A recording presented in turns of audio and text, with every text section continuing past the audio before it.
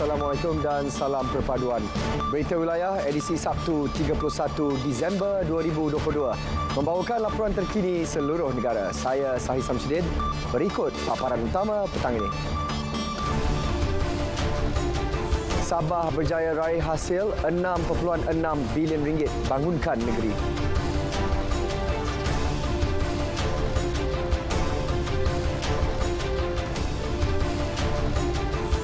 Bantuan khas bernas 10 juta ringgit disalur secara berperingkat mulai Januari.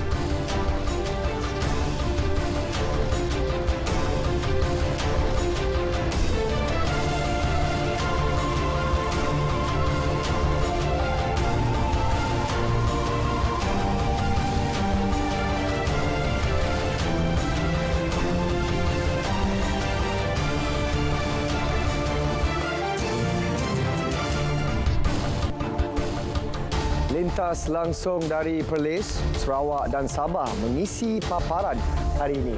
Terus setia sejam bersama Berita Wilayah.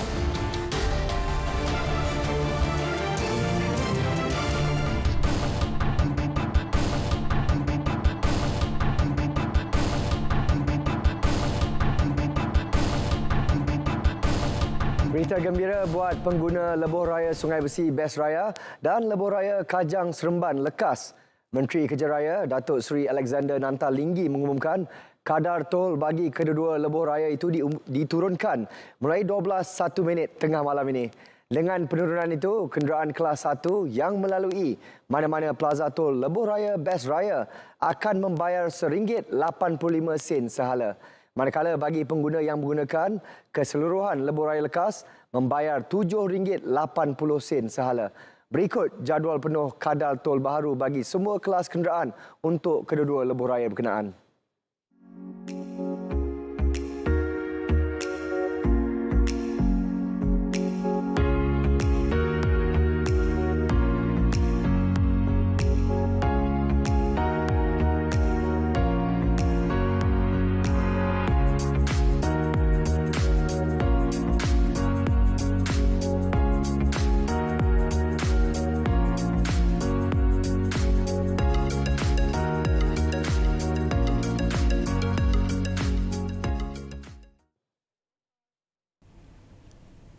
Datuk Seri Alexander turut memaklumkan penyusunan semula struktur dan kadar tol bagi kedua-dua lebuh raya itu membolehkan kerajaan menjimatkan peruntukan bayaran pampasan kira-kira RM1.978 bilion sepanjang tempoh konsesi.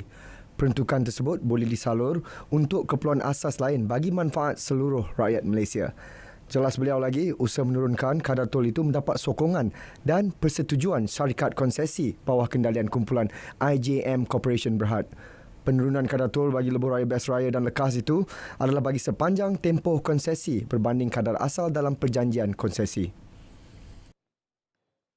Kejayaan meraih hasil sebanyak RM6.6 bilion, bukti kerajaan telah melakukan yang terbaik bagi membangunkan negeri Sabah di bawah Pelan Pembangunan Hala Tuju Sabah Maju Jaya bagi tahun 2022. Ketua Menteri Datuk Seri Haji Nur berkata hasil itu merupakan prestasi terbaik kerajaan negeri selepas bersama membentuk Malaysia pada tahun 1963. Dalam kenyataan beliau berkata untuk tahun 2023, kerajaan Sabah akan terus melaksanakan dasar kukuh bagi membawa lebih banyak pelaburan dan mewujudkan lebih banyak spin-off ekonomi menerusi belanjawan negeri berjumlah RM5.138 bilion. Kerajaan negeri juga bakal menerima pelaburan asing serta domestik, antaranya projek Keluli Hijau bersepadu bernilai RM19.6 bilion di Taman Perindustrian Minyak dan Gas Sepitang. Sabah turut dijangka mengutip hasil RM2.4 bilion setahun menerusi royalti dan cukai jualan negeri daripada minyak dan gas. Tambah Datuk Seri Haji G, semua kejayaan dan perancangan masa depan itu dapat direalisasikan dengan persekitaran yang kondusif, terutamanya melibatkan kestabilan politik negara. Bantuan khas padi beras nasional Berhad Bernas berjumlah RM10 juta bagi tahun 2022 akan disalurkan secara berperingkat kepada pesawah. Menteri Pertanian dan Keterjaminan Makanan Muhammad Sabu berkata, bantuan akan diberikan kepada 3 negeri di pantai timur terlebih dahulu. 20,598 pesawah di Kelantan, Terengganu dan Pahang akan menerima manfaat RM250 setiap pesawah yang akan disalurkan secara berperingkat selewat-lewatnya hingga 16 Januari ini. Senarai nama dan nombor akaun pesawah di ketiga-tiga negeri berkenaan akan dimuktamad bagi memastikan proses penyaluran berjalan lancar.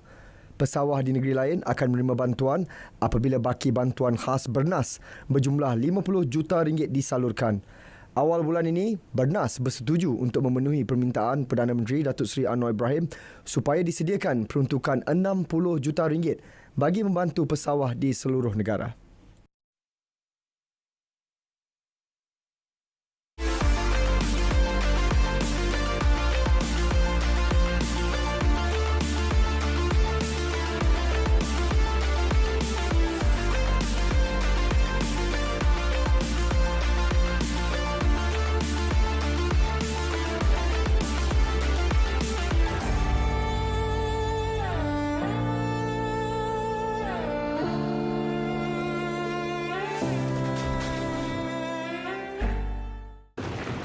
Persediaan sebelum menghadapi banjir. Peka terhadap amaran banjir. Simpan dokumen penting dan sediakan beg kecemasan. Bersedia untuk berpindah sekiranya diarahkan pihak berkuasa. Langkah-langkah dilakukan semasa banjir. Dapatkan maklumat situasi terkini daripada sumber yang sahih. Berpindah segera apabila diarahkan. Jangan sentuh mana-mana peranti elektrik dalam keadaan basah. Jangan cuba harungi air deras. Langkah-langkah dilakukan selepas banjir. Jangan hampiri talian elektrik yang putus atau jatuh. Elakkan memakan makanan yang terkena air banjir. Elakkan terdedah kepada air banjir supaya tidak dijangkiti penyakit berjangkit bawaan air. Pulang ke rumah hanya setelah situasi disahkan selamat.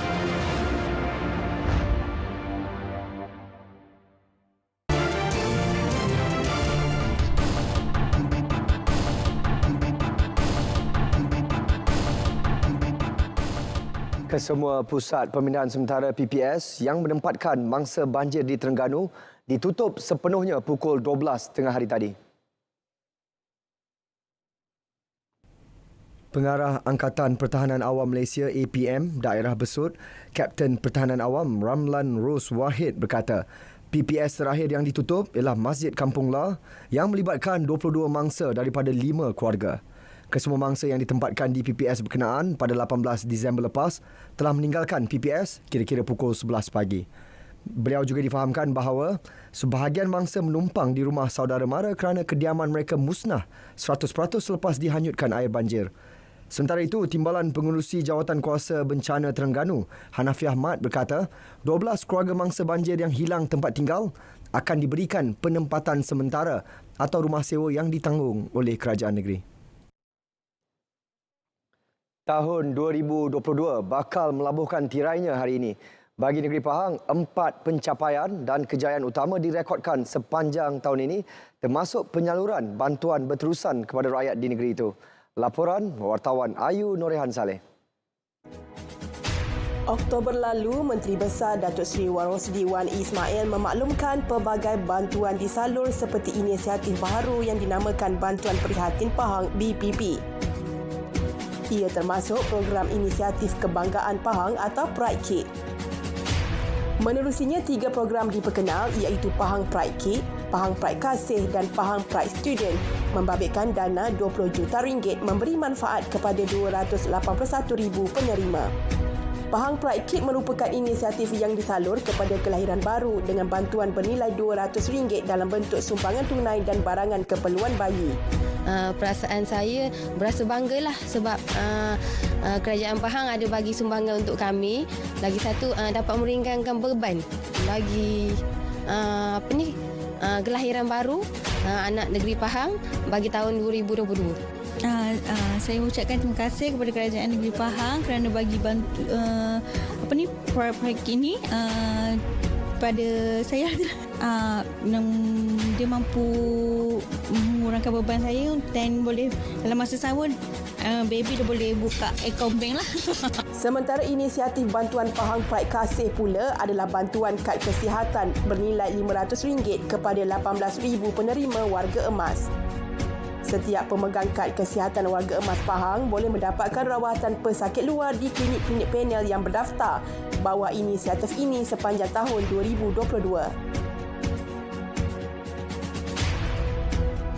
Saya mengucapkan banyak-banyak ribuan terima kasih kepada Kerajaan Negeri Pahang kerana memberi kad kesihatan kepada warga-warga emas.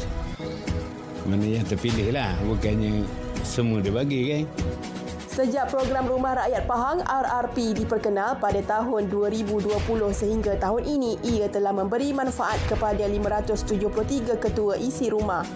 Tahun ini, kerajaan negeri memperuntuk RM19.95 juta bagi membina 266 unit RRP. Setiap rumah yang bernilai RM65,000 ini diberi secara percuma kepada penerima layak. Keduanya syukur pada kerajaan Negeri Pahang lah yang menganugerahkan rumah ni bukannya sikit, 65,000 Hati dan amat bangga lah dapat rumah ni sebab dulu saya duduk di rumah sebelah tu dengan keadaan anak saya 9 yang dah kahwin-kahwin. Jadi bila balik cucu apa semua tu memang ada masa tidur di ruang tamu dan sebagainya. Dengan adanya rumah ni lega sebab anak perempuan saya dapat satu bilik, yang tak kahwin lagi anak bujang dapat bilik. Macam tu lah.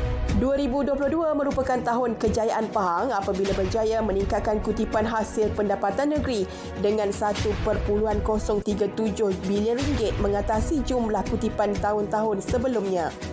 Kerajaan negeri juga berjaya menarik masuk pelaburan yang besar ke negeri ini dengan jumlah RM20.56 bilion. Juga berjaya mengurangkan hutang daripada RM3.31 bilion kepada RM952.21 juta menerusi penstrukturan semula industri perkhidmatan bekalan air negeri Pahang. Saudara, tahun 2022 memberi sinar harapan buat majoriti penduduk di negeri Pahang. Mana tidaknya, selain pembangunan dan pelaburan, kerajaan negeri turut mengumumkan pelbagai inisiatif buat masyarakat di negeri Pahang. Semoga 2023 memberi sinar harapan baharu kepada masyarakat di negeri ini. Ayu Nurrehan Saleh, RTM.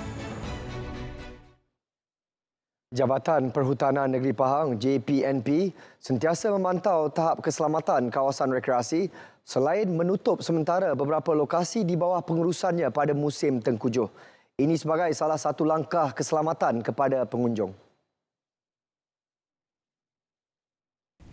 Pengarah Perhutanan Pahang, Datuk Dr. Muhammad Hizamri Muhammad Yassin berkata, pihaknya juga akan memeriksa tahap keselamatan kawasan rekreasi berkenaan sebelum membenarkan orang ramai berkunjung ke lokasi itu selepas musim tengkujuh. Seperti kelaziman, Taman Ekorimba TER, Hutan Taman Negeri HTN, kawasan pendakian dan semua jenis aktiviti eko pelancongan serta rekreasi dalam hutan simpanan kekal HSK di bawah pengurusan JPNP adalah antara kawasan yang ditutup sementara setiap kali musim tengkujuh. Menurutnya, kawasan pendakian dan semua jenis aktiviti rekreasi dalam HSK kini masih belum dibuka berikutan tahap keselamatan denai pendakian dan keadaan di lapangan perlu diperiksa terlebih dahulu. Dua lelaki ditahan kerana terlibat dengan 7 kes pecah tabung masjid, rumah dan sekolah yang aktif sejak hujung November hingga Disember di daerah Lipis. Ketua Polis Daerah Lipis, Superintenden Azli Muhammad Nur berkata kedua-dua suspek ditahan di dua lokasi berbeza menerusi Ops Pintu. Beliau memaklumkan bahagian siasatan jenayah Ibu Pejabat Polis Daerah Lipis menerima 3 laporan polis kes kecurian tabung masjid di sekitar Kuala Lipis pada 24 hingga 26 Disember lalu yang melibatkan kerugian keseluruhan bernilai RM1,500. Manakala pada 29 Disember, 2 lagi laporan polis diterima berkaitan kes kecurian tabung masjid di lokasi sama dengan nilai kerugian berjumlah RM300. Susulan itu, IPD Lipis menggerakkan 2 serbuan dan tangkapan di 2 lokasi berlainan. Hasil siasatan, suspek pertama mengaku terbabit dalam 4 kes curi tabung masjid iaitu 3 di daerah Lipis dan 1 di Temerloh, manakala suspek kedua mengaku terbabit dengan 3 kes curi tabung masjid, 1 kes pecah rumah, 1 kes pecah sekolah dan 1 kes pecah tabika. Kes disiasat di bawah Seksyen 380 Kanun Keseksaan. Kelantan United FC KUFC akan menggunakan khidmat bekas jurulatih pasukan Penang FC Thomas Truha bagi menghadapi saingan Liga Super musim depan. Presidennya Rozi Mohamad berkata Truha akan menggantikan ketua jurulatih sebelum ini Samsul Saad yang ditamatkan kontrak bersama pasukan itu. Truha disifatkan berpengalaman dalam saingan Liga Malaysia, Liga M kerana telah bersama pasukan Penang FC selama 2 musim pada 2021 hingga 2022. Musim lalu, beliau membantu Penang FC menduduki tempat ketiga saingan Liga Super selain berpengalaman sebagai jurulatih untuk kelab luar negara seperti Republik Czech, Botswana dan Kenya. Pada aksi saingan Liga Premier musim ini, KUFC berada di kedudukan kelima sekaligus melayakkan diri untuk beraksi pada cabaran Liga Super musim depan. Mengulas lanjut, Rozi berkata pihak pengurusan Kelantan United FC sangat yakin dengan kemampuan jurulatih berusia 51 tahun itu kerana taktikal permainan berkualiti yang dijangka dapat dipamerkan olehnya kepada pasukan nanti. Untuk mendapatkan butiran makluman cuaca, langsung ke Jabatan Meteorologi bersama pegawainya, Syazwani Yahya. Assalamualaikum dan salam sejahtera. Baiklah, pada ketika ini, rantau negara masih lagi menerima pengaruh angin timuran yang agak kencang iaitu melebihi 60 km sejam. Oleh itu, Met Malaysia masih lagi mengekalkan amaran angin kencang dan laut berkelora kategori pertama, kedua dan juga ketiga bagi kawasan-kawasan perairan yang bertanda kuning, jingga dan juga merah. Amaran ini dijangka akan berkuat kuasa sehingga 5 Januari nanti. Dan di sepanjang tempoh amaran, kebanyakan aktiviti pantai dan juga perkapalan adalah amat berbahaya. Baiklah, kita teruskan dengan melihat paparan imej gema radar terkini di mana kebanyakan kawasan di semenanjung Malaysia pada petang ini berada dalam keadaan yang cerah dan tiada hujan. Dan keadaan ini dijangka mampu untuk berterusan sehingga ke malam nanti. Manakala bagi Sabah dan juga negeri Sarawak, juga tiada hujan yang dicerap di negeri Sabah pada petang ini. Hujan kini hanya berlaku melibatkan bahagian Miri, Bintulu, Sibu, Mukah dan juga Kapit di negeri Sarawak dan dijangkakan akan beransur reda menjelang malam nanti. Baiklah, sekian sahaja laporan cuaca untuk petang ini. Sekarang kita lihat ramalan cuaca bagi bandar-bandar utama di seluruh Malaysia. Sekian, saya Wani Yahya. Assalamualaikum.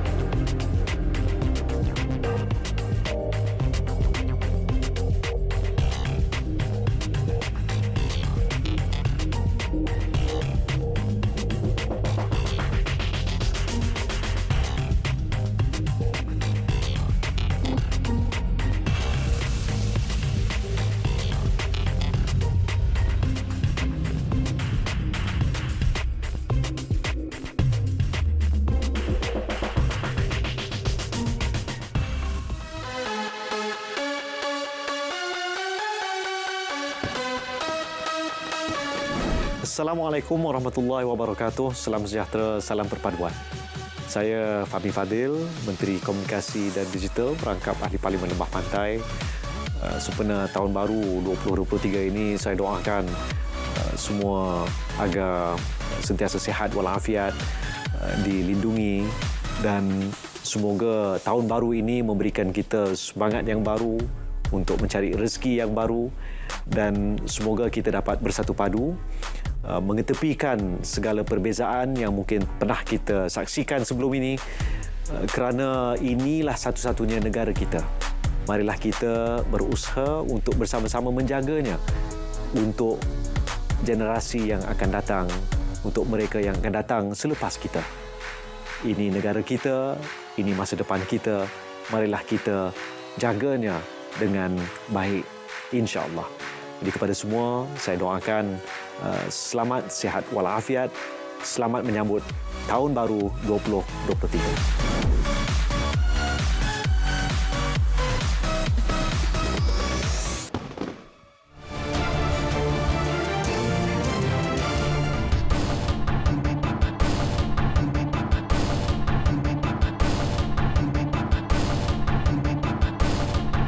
Kita ke Sarawak, fokus dari bumi ke Nyalang. Kerjasama semua pihak dalam pembangunan sesebuah sekolah adalah penting. Perincian lanjut bersama Bu Mawin. Silakan Bu Ma. Baik, terima kasih Sahi. Kerjasama semua pihak dituntut dalam membantu pihak sekolah membina infrastruktur, kemudahan atau melaksana aktiviti pendidikan dan kokurikulum. Mengambil contoh pembinaan bangunan prasekolah Sekolah Jenis Kebangsaan SJK Chung San Sebauh yang dibangunkan hasil sumbangan pelbagai pihak termasuk pemimpin politik, sekaligus ia membuktikan kerjasama masyarakat terhadap pembangunan pendidikan di daerah Sebauh. Menteri Pelancongan Seni dan Budaya Datuk Seri Tiong King Sing yang juga Ahli Parlimen Bintulu mahu pihak pengurusan sekolah perlu sentiasa proaktif bagi memastikan prasarana sekolah dapat dibangunkan dan aktiviti sekolah dapat dijalankan secara konsisten serta berkesan. Beliau berucap merasmikan bangunan baharu prasekolah SJK Chung San Sebauh malam tadi. Bangunan prasekolah SJK Chung San itu dibangunkan melalui peruntukan masing-masing lebih RM200,000 daripada Menteri Industri Makanan, Komoditi dan Pembangunan Wilayah Sarawak, Datuk Seri Dr. Stephen Rudy Utom yang juga Ahli Dewan Undangan Negeri Kemenang dan Datuk Seri Tiong King Sing. Menurut Guru Besar SJK Chung San, Yap Mun Si turut menyumbang Ahli Perniagaan Tempatan Tan Sri Ye Ming Seng serta pelbagai pihak di Sebauh menerusi lembaga pengurusan sekolah. Sekolah tersebut yang menjadi pilihan majoriti murid Bumiputra berbanding murid Cina itu mempunyai jumlah pelajar perdana 177 orang, 61 murid prasekolah, 18 guru dan 4 orang anggota kumpulan pelaksana. Ekoran peningkatan murid prasekolah saban tahun, bangunan baharu diperlukan bagi menampung keperluan tersebut. Bangunan bahan ini amat diperlukan kerana boleh memenuhi murid prasekolah yang semakin ramai. Bangunan ini dibina dari tahun 2020 hingga 2022 melalui sumbangan-sumbangan bangunan ini daripada YB, lembaga sekolah, Jawatan Kuasa Kemajuan dan Keselamatan Kampung JKK Sebauh dan orang ramai. SJK Chung San Sebauh dibina pada tahun 1935 di atas sebuah bukit berhadapan Sungai Kemenang, telah melalui 3 kali perubahan lokasi atas beberapa faktor. Mewakili pihak lembaga pengurusan SJK Chung San, Kapitan Chang Ming Chow bersyukur dan berterima kasih atas sumbangan dan bantuan semua pihak dalam memastikan bangunan prasekolah itu dapat dibangunkan. On behalf of the people of Sebauh, I would like to thank Datuk Seri Tiong and Datuk Seri Stephen Rudy and Tan Sri Im Min Sin for the kind support and services all this while, and hope both Datuk Seri and Tan Sri will continue to serve and support us for the better means of Sebauh. Pada majlis itu, Datuk Seri Tiong turut mengumumkan peruntukan RM1 juta daripada beliau dan Datuk Seri Dr. Stephen Rudy Utom bagi pembinaan kuartus kediaman guru yang baharu.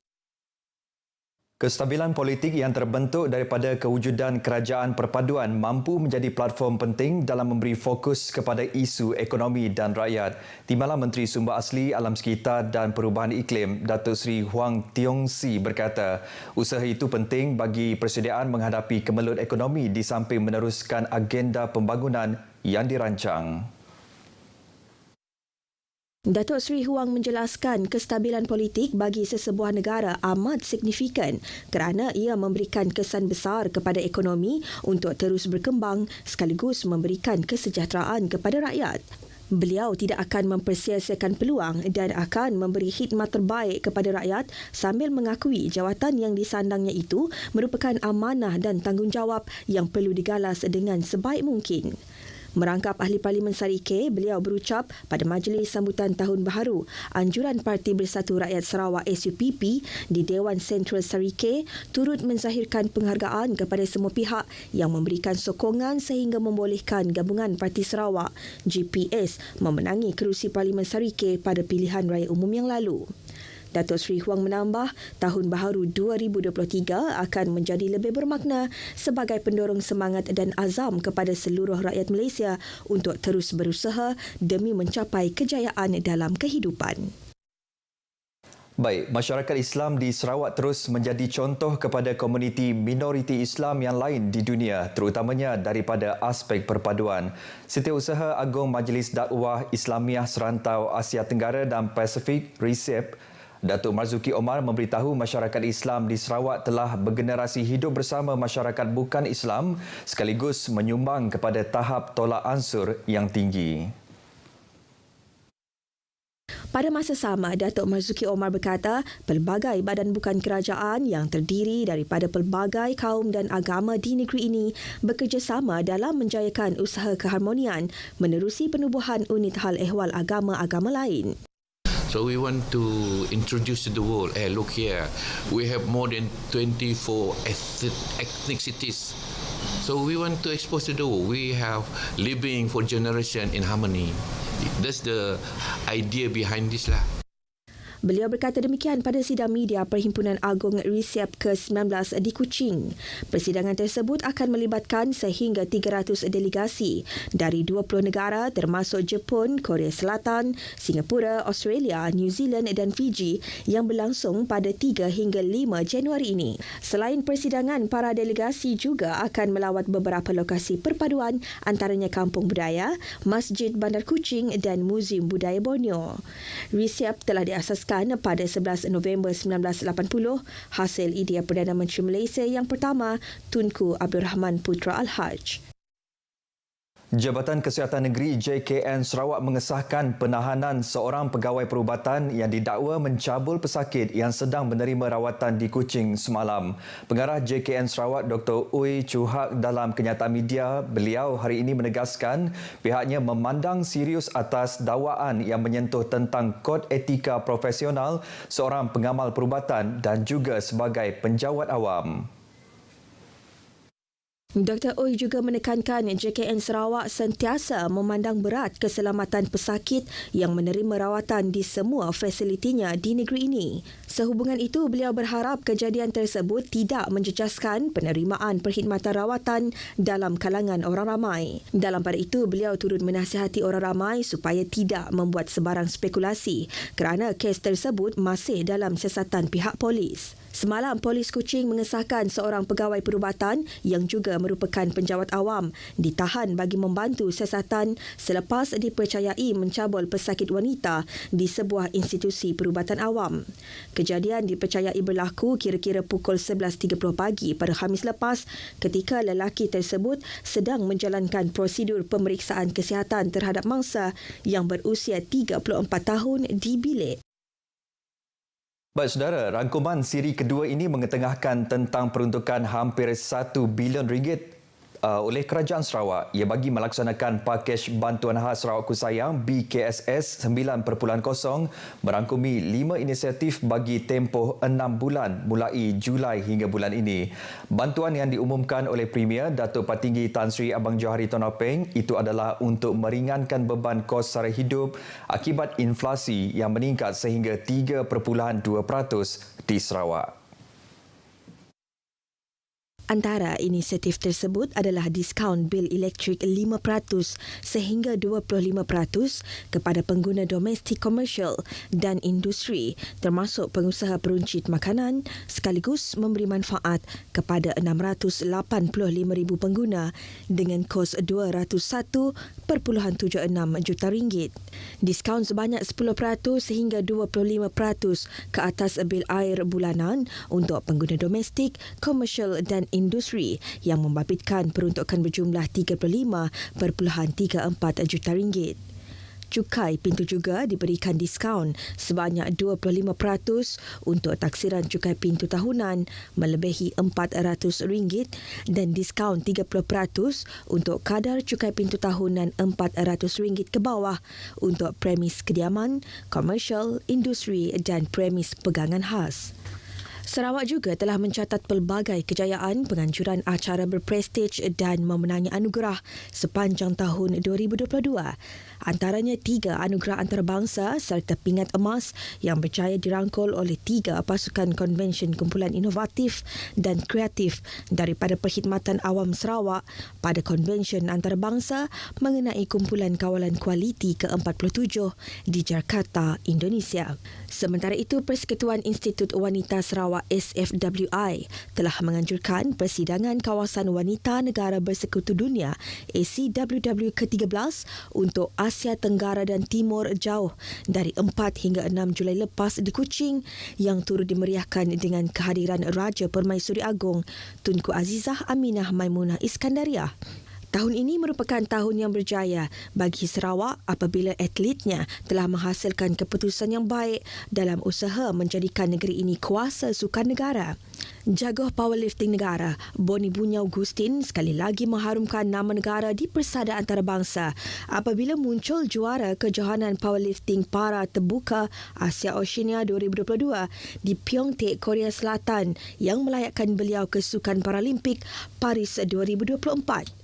Dalam pada itu, Dr. Melvin Abdullah telah menyumbangkan 1 pingat emas melalui acara Men's Athletic Fizik bagi kategori 160 cm ke atas.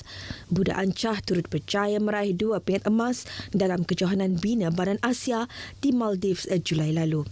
Atlet berusia 50 tahun itu merangkul pingat emas kategori 68 kg dan kategori Masters. Semoga tahun baru 2023 bakal membawa Sarawak lebih cemerlang di persada antarabangsa. Baik saudara, sekian berita dari Sarawak. Salam perpaduan dan selamat menyambut Tahun Baru 2023. Kita kembali bersama Sahi di Angkasa Puri. Sahi, silakan. Terima kasih, Buma.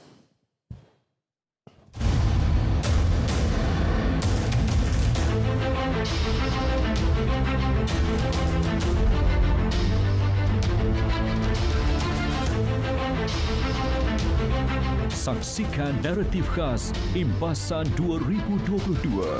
Sabtu, 31 Disember 2022, 11 malam di TV1 dan saluran berita RTM.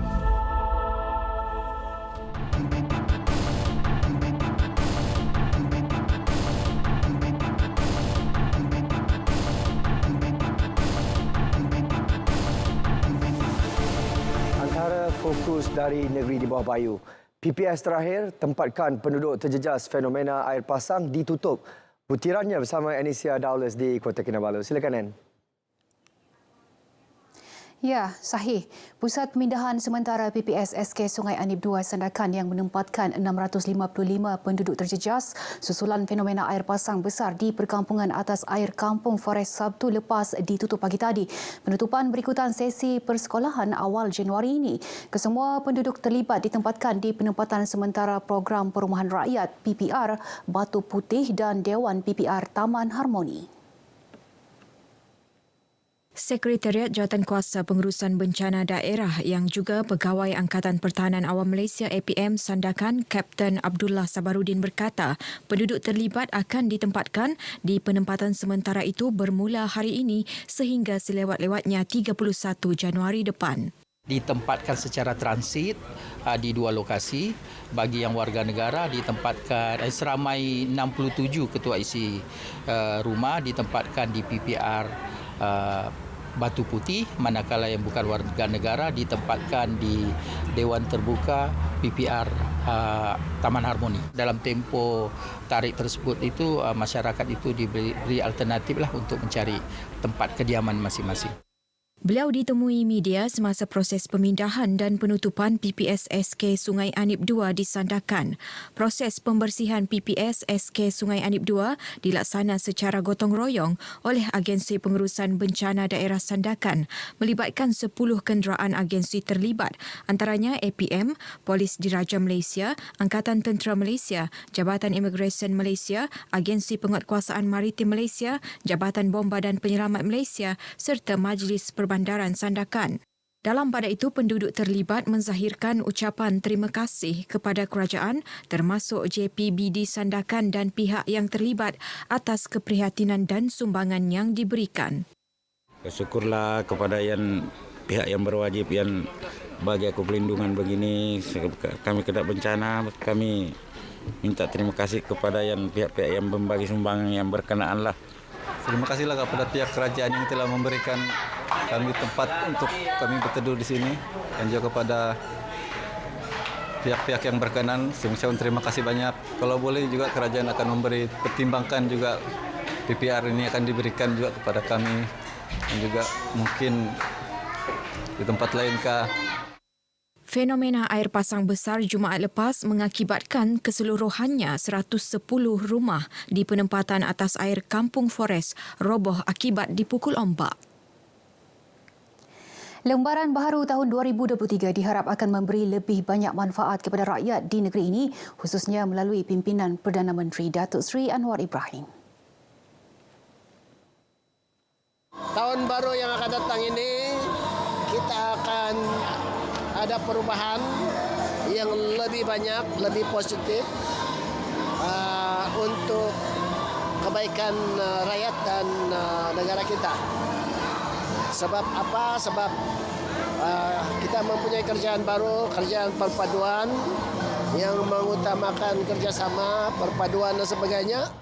Pada masa sama, Datuk Jeffrey yakin kerjasama kerajaan negeri dan pusat akan merancakkan minat pelabur untuk melabur di Sabah dalam meningkatkan sektor ekonomi sekaligus memberi impak kepada peningkatan pendapatan masyarakat setempat. Beliau berkata demikian dalam sidang media selepas Majlis Sambutan Christmas 2022, Majlis Kesyukuran P180 Keningau dan Majlis Sambutan Tahun Baharu 2023 di Pisompuruan Square Tambunan yang turut dihadiri Ketua Menteri Datuk Seri Panglima Haji Jinor.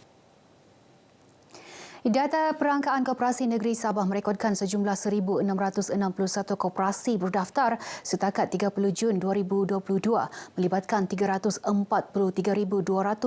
ahli yang mencatat share dan yuran terkumpul berjumlah RM220.5 juta, RM822.5 juta aset terkumpul dan perolehan berjumlah RM268 juta.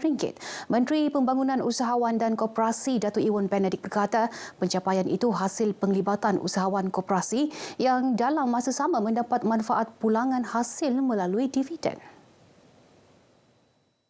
Pulangan yang diperoleh oleh koperasi ini dipulangkan semula dalam bentuk dividen kepada ahli-ahlinya dan ini sudah semestinya memberi manfaat besar kepada ahli-ahli dan juga penduduk-penduduk di kampung ini untuk menjana pendapatan, bukan hanya pendapatan melalui dividen tapi pendapatan sampingan sebagai pembekal kepada koperasi ini dalam produk-produk. Beliau berkata demikian kepada media selepas merasmikan mesyuarat agung tahunan Koperasi-Koperasi Pelancongan Tagal Kampung Lingkubang Belut Berhad kali keempat 2022 di Dewan Kampung Lingkubang Kota Belud. Kementerian Pembangunan Usahawan dan Koperasi turut meluluskan peruntukan berjumlah RM100,000 untuk disalurkan kepada Koperasi Pelancongan Tagal Kampung Lingkubang Belut Berhad bagi menambah baik infrastruktur beberapa kemudahan untuk memberi perkhidmatan terbaik kepada pelancong. Tambahnya, bagi memastikan usahawan tempatan terutama Sabah dan Sarawak tidak ketinggalan dalam keusahawanan digital, beliau akan bekerjasama dengan beberapa kementerian termasuk Kementerian Komunikasi dan Digital bagi mengatasi masalah telekomunikasi di kawasan yang terlibat. Datuk Iwan yang juga adun kedamaian turut mengumumkan akan menggunakan peruntukan sebagai adun untuk membaik pulih dan membina semula kemudahan yang usang akibat bencana di kawasan itu bagi kemudahan penduduk. Kementerian Pertanian dan Keterjaminan Makanan menyokong penuh usaha Lembaga Kemajuan Ikan Malaysia LKIM negeri Sabah membangunkan kompleks pendaratan ikan di Sandakan. Timbalan Menteri Pertanian dan Keterjaminan Makanan Chan Fong Hin berkata, kompleks yang akan dibangunkan di tapak seluas 20 hektar di daerah itu merupakan kompleks pendaratan ikan terbesar di Sabah. LKIM berhasrat untuk membina kompleks pendaratan ikan di Sabah. Memang kita berhasrat dan satu tinjauan tapak pun sudah dilakukan dekat di Sandakan seluas 20 hektar. Okey. So itu saya rasa merupakan satu percubaan yang jurun kalinya LKIM akan membawa perubahan ini kepada Sabah. Beliau berkata demikian kepada media selepas lawatan kerja rasmi di LKIM Alam Mesra, Kota Kinabalu. Beliau yang buat pertama kali melakukan lawatan kerja rasmi ke LKIM Sabah turut diberikan taklimat berhubung peranan dan fungsi LKIM dalam memajukan komuniti nelayan di negeri ini. Pengisytiharan Perbarisan Pengukuhan Batalion Regimen Sempadan sebagai Batalion Infanteri Standard ditutup dengan pemakaian pangkat perdana kepada 61 orang anggota lain-lain pangkat LPP dari 8 RS di Markas Division ke-5 Infanteri Malaysia, Kem Lokawi, Sabah. Perbarisan melibatkan 3 pegawai dan 61 anggota LPP diketuai Pegawai Pemerintah 8 RS Lieutenant Colonel alias Ismail menyaksikan 61 anggota LPP dari 8 RS dinaikkan pangkat disempurnakan Panglima Tentera Darat Jeneral Tan Sri Zamros Muhammad Zain. Melalui pengisytiharan Batalion Regimen Sempadan sebagai Batalion Infanteri Standard, Regimen Sempadan akan lebih ampuh dengan keupayaan tempur setanding Regimen Askar Melayu Diraja dan Regimen Ranger Diraja dalam melaksanakan pelbagai latihan, misi, operasi dan eksersis sama ada dalam dan luar negara. Kita harap apabila kita jadikan mereka Batalion Infanteri Standard nanti, mereka dapat membuat tugas mereka sama seperti Regimen Askar Meraja dan Ranger. Tidak lagi berada di tugas-tugas sampingan. Mereka juga telah ditugaskan untuk diatur gerakkan di semua sekali kawasan operasi yang di Sarawak, menjaga border di Sarawak, dan 8 RS ni di Sabah menjaga border di Sabah. Dan kita akan pertingkatkan aset serta peralatan-peralatan lain dari masa ke semasa. Beliau berkata demikian kepada media di Kem Lokawi, Sabah. Pertahanan dan keselamatan di Sabah akan diperkukuhkan dengan meneruskan rancangan penubuhan Markas Brigad ke-32 Infanteri Malaysia bersama unit-unit sokongan di Kalabakan melalui pelan pembangunan keupayaan ketenteraan. Katanya, Kem 8RS akan dinaik taraf dan ditambah baik infrastrukturnya berdasarkan spesifikasi dan prosedur operasi standard melalui prasarana pentadbiran serta latihan yang kondusif secara berperingkat. Selain itu, Tentera Darat juga komited dalam pembangunan insaniah anggota dan keluarga 8RS dengan melengkapkan keperluan serta kemudahan yang setaraf.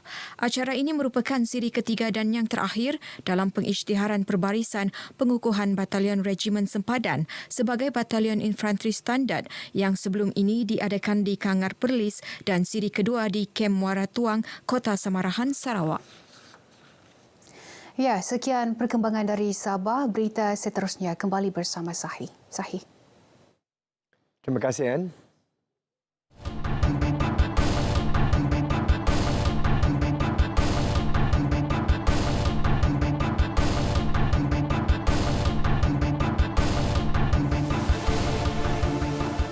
Program Munajat Ambang Tahun Baru 2023 akan berlangsung pada malam ini di Masjid Putrajaya.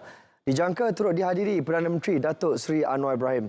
Untuk perkembangan lanjut, terus saja bersama wartawan JAKIM Alisa Yusra di sana. Alisa?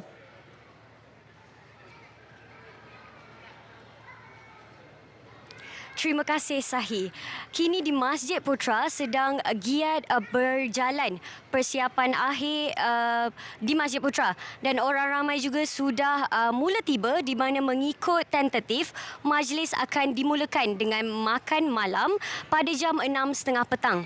bagi mengetahui dengan lebih lanjut berkenaan program Munajat Ambang Tahun Baharu bersama saya, Datuk Hakimah Muhammad Yusof, Ketua Pengarah Jabatan Kemajuan Islam Malaysia, bagi mengetahui dengan lebih lanjut. Terima kasih Datuk kerana sudi luangkan sedikit masa bersama kami. Dan baik Datuk, boleh Datuk ceritakan sedikit tentang perjalanan program pada malam ini?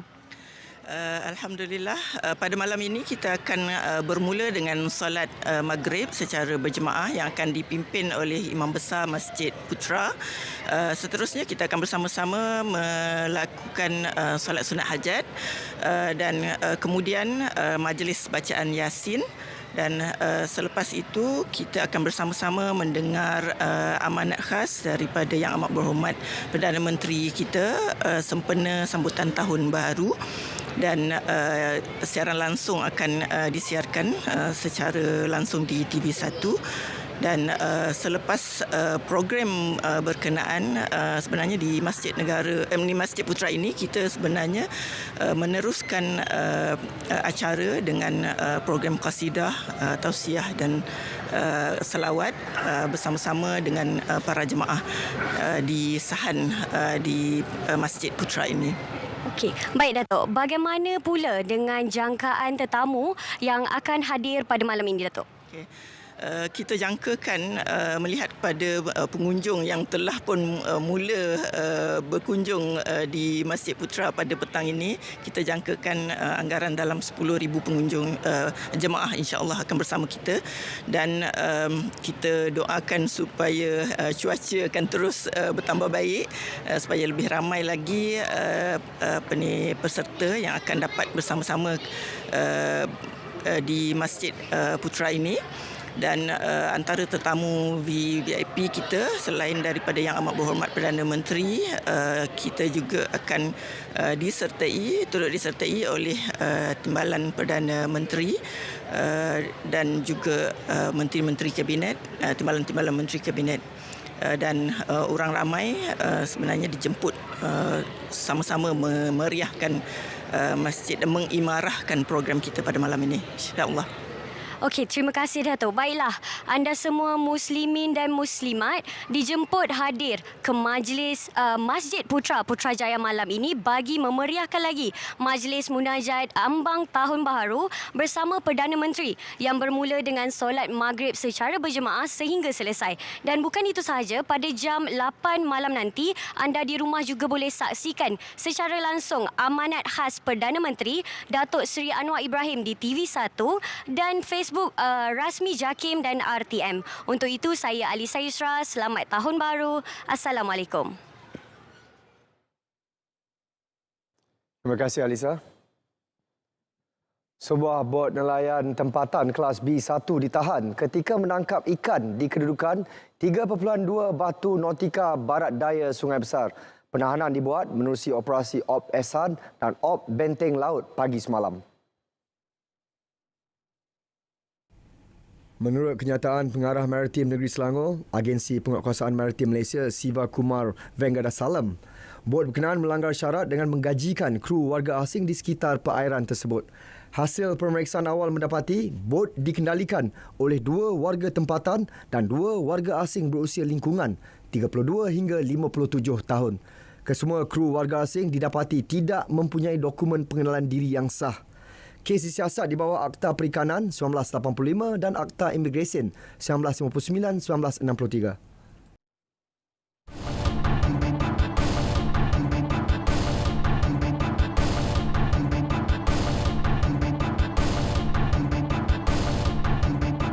Kerajaan Negeri Perlis terus mengiktiraf komitmen dan kejayaan atlet negeri dalam bidang sukan. Ini menerusi pemberian insentif khas kemenangan kepada atlet, jurulatih dan penyelaras sukan sepanjang tahun 2022. Perinciannya langsung bersama Wan Muhammad Ryan Rohida di Kangar. Silakan Ryan. Terima kasih Sahi. Kerajaan negeri menyerahkan insentif kemenangan sukan kepada 85 penerima atas kejayaan cemerlang memperoleh pingat di tamasya sukan dalam negara dan antarabangsa sepanjang tahun ini. Insentif kemenangan berjumlah RM232,500 diberikan kepada pemenang pingat emas, perak dan gangsa bagi mereka yang berjaya mengharumkan nama negeri dan negara. Menurut Exco Belia dan Sukan Negeri Muhammad Azmir Azizan, insentif berkenaan meliputi RM144,000 kepada atlet, jurulatih dan penyelaras sukan bagi kejohanan Sukma ke-20. Perlis berjaya memperolehi 6 emas, 7 perak dan 10 gangsa di kejohanan itu, manakala RM80,500 diberikan kepada atlet dan jurulatih yang menyertai kejohanan pada Sukma ke-20 atas kejayaan membawa pulang 8 emas, 5 perak dan 2 gangsa. Turut diraikan pemenang kejohanan Sukan Para ASEAN ke-11 Solo 2022 dan Sukan Commonwealth ke-22 Birmingham 2022. Sebanyak RM3,000 diserahkan kepada Datuk Abdul Latif Romli sebagai insentif tambahan atas kejayaan memperolehi pingat emas pada kejohanan tersebut menerusi lompat jauh T20. Manakala sebanyak RM5,000 diberikan kepada Syafiqah Haidar Afif Abdul Rahman yang memperolehi pingat perak menerusi bowling triples wanita dalam penyertaannya pada Sukan Commonwealth ke-22 Birmingham 2022. Pertama RM1,000 lah. Anugerah lah. Anugerah maknanya mana kita mungkin hasil daripada komitmen pelbagai pihak dan juga komitmen kerajaan negeri lah untuk tambahan insentif tersebut dalam usaha untuk menggalakkan lagi lah atlet-atlet supaya dapat capai sasaran yang ditetapkan oleh pihak MASN lah khususnya. Para pelatih yang berjaya menamatkan latihan di Pusat Gate Mara perlu bijak mempraktikkan ilmu dipelajari untuk bersaing dalam dunia pekerjaan sebenar. Pengetahuan juga perlu terus dipertingkat dan sentiasa peka dengan setiap perubahan semasa, terutamanya perkembangan pesat teknologi hari ini. Menurut Pengarah Gate Mara Negeri Harun Razi, perkara tersebut penting bagi membolehkan setiap pelatih mampu menjadi tenaga kerja mahir yang memenuhi keperluan industri. Gate Mara juga akan terus berkolaborasi bersama syarikat-syarikat berkemahiran tinggi bagi membantu para pelatih mendapatkan latihan serta peluang pekerjaan. Kita juga menggalakkan mana-mana pelatih yang berkelayakan dan yang ingin meningkatkan lagi pengetahuan supaya mereka memasuki latihan di institut latihan kemahiran yang lain. Di Mara sendiri, kita menyediakan latihan peningkatan khususnya di IKM dan juga di Kolej Kemahiran Tinggi Mara serta di semua unit KL yang terdapat di Malaysia. Beliau memaklumkannya kepada media pada majlis penutup latihan Gate Mara Negeri Perlis bagi sesi 2 2022 di Kangar. Secara keseluruhan, lebih 80% lepasan Gate Mara mendapat pekerjaan setelah tamat latihan. Walaupun nelayan di sekitar Kuala Sungai Baru, Kuala Perlis tidak dapat turun ke laut akibat keadaan laut bergelora, namun ia tidak menjejaskan sumber rezeki mereka. Ini berikutan sejenis siput iaitu mentarang yang berkurangan sejak 3 tahun dulu, kini menjadi sumber pendapatan tambahan penduduk setempat. Hampir 200 komuniti nelayan meraih pendapatan sehingga RM700 sehari dengan menggagau mentarang.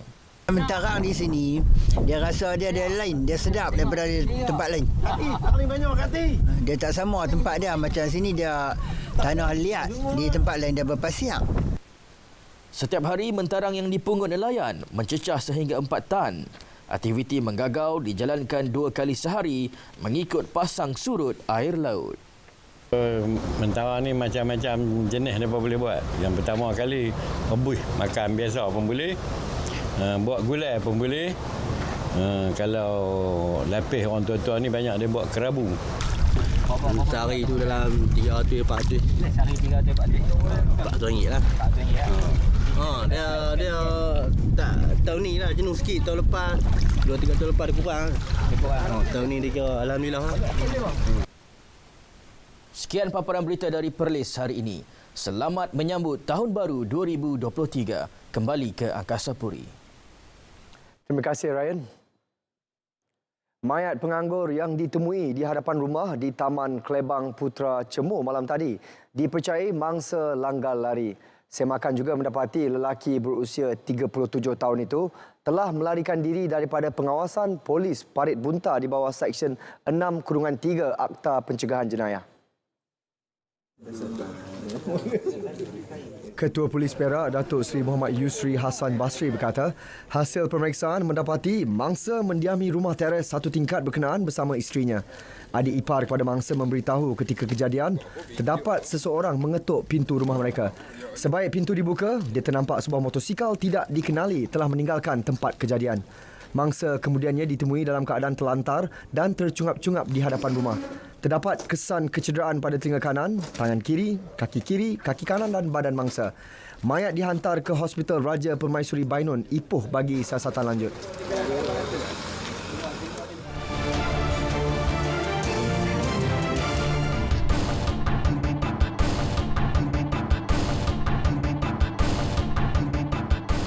Seekor ikan lumba-lumba ditemui terdampar dan cedera sebelum diselamatkan petugas Menara Penyelamat Pantai Angkatan Pertahanan Awam APM di pesisir pantai Air Papan, Mersing, Johor, 8.48 pagi tadi.